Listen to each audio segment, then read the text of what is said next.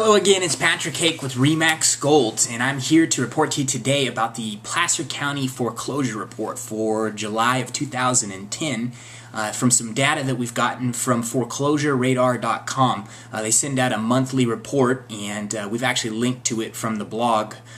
So you can get that information from there. But we've learned some interesting information about foreclosures in Placer County from that report this month.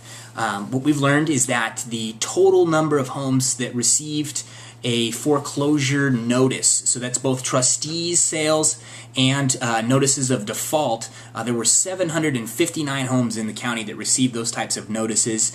That's down from 873 in June, and it's down from 1,029 in July of 2009. So we're seeing those types of foreclosure notices start to decline, which is great. I don't know if there's a trend forming there, but either way, it's good to see those go down because those are what eventually lead to the actual foreclosures when the bank takes the property back or a third party ends up buying it at the trustee sale. But those notices are letting us know that people are falling behind in their mortgages and the banks are needing to move on the property. So those are declining, which is great. And then as far as the properties that have actually been foreclosed on, there were 239 homes that were foreclosed on in Placer County during July 2010. That is up, unfortunately, from 167 in June, and it's up as well from the 184 that were foreclosed on in July of 2009. So the actual foreclosures we're seeing were in an increase over the previous month and previous year in Placer County.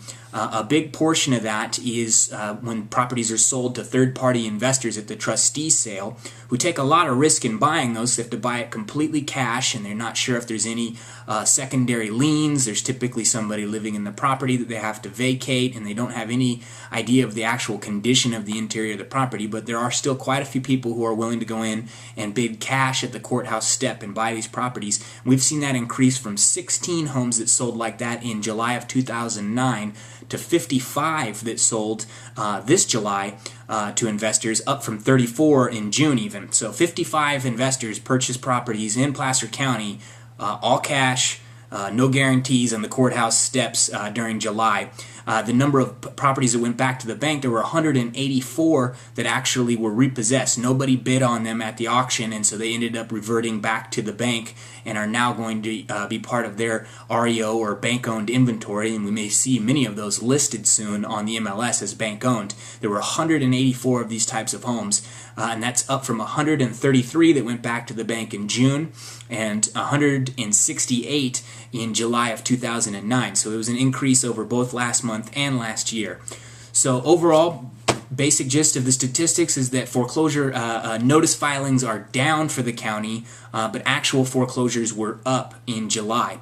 So if you have any questions about these statistics or just the actual general concept of foreclosures, please feel free to give me a call. You can reach me at 916-728-1981, or you can also search a list of all of the bank-owned homes in Placer County, along with all of the homes listed as short sales, which are pre-foreclosure properties. Some of those that have received these notices, you can search those on our website as well at www.placercountyhomesandland.com.